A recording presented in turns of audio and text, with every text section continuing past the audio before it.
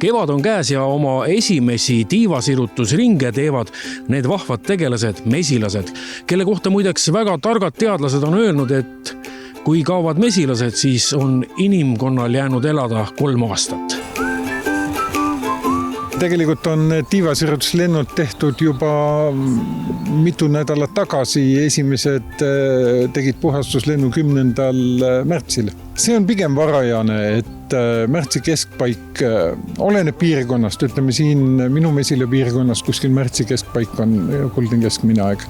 Kuidas mesilased talve üle elanud on? Külm talv on mesilastele väga hea ja eriti kui see külm on ühtlane, et selline nulli ümber, natuke plussi, natuke miinust, see on palju halvem, sest mesilane külma ei karda, et ta kardab pigem niiskust. Ülo sõnul on siiski kuulda, et siin-seal Eestimaal on mõni mesinik ikkagi oma mesilasperest ilma jäänud. Kui sügisene ettevalmistus oli korralik, siis on väga paljudel on hästi talvitunud.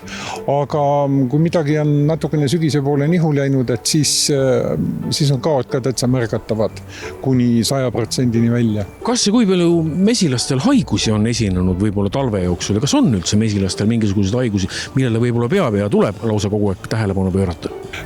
Mesilastel on terve nimekirja jagu haigusi, eks kõige põhilisem on varrolest, see on kahjur, kes neid haigusi levitab ja kui selle tõrjega läheb natukene kehvasti, ebaõnnestub tõrje, siis sügisel mesilased on, aga kevadeks on tarutühi. No praegu on niisugused esimesed mõnusad soojad kevadised ilmad, et millal see aeg nüüd kätte tuleb, kui mesilased nii-öelda kappavad kõik metsa poole ja päevast hommikust õhtuni muudkui seda mett hakkavad tassima?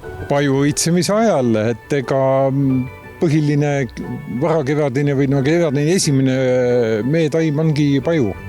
Aga sinna on veel aega?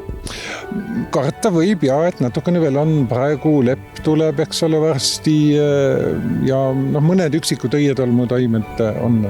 Küsimusele, kuidas mesinikel läheb, vastas Ülo, et alati võiks muidugi parem olla, kuid ega väga ei saa kurta.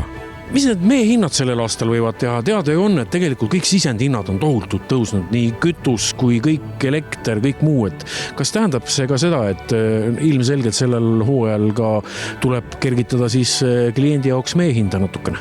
Paraku tõenäoliselt tuleb, sest kui on paikne mesila, siis ju tootmisega väga suuri kütusekulusid ei kaasne, aga kes veavad mesilasi laiali, grupid on metsas, neid tuleb käia hooldamas korduvalt ja ikka on vahe sees, kas sa maksad kütuse eest 25-30% rohkem või vähem. Et selles mõttes sisendhinna surve on kindlasti.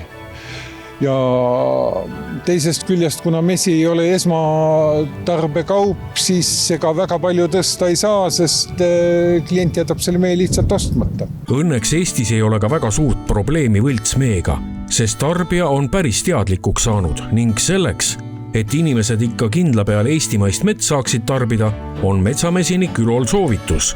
Absoluutselt nii nagu on perearst, nii võiks olla ka igal perel oma peremesinik.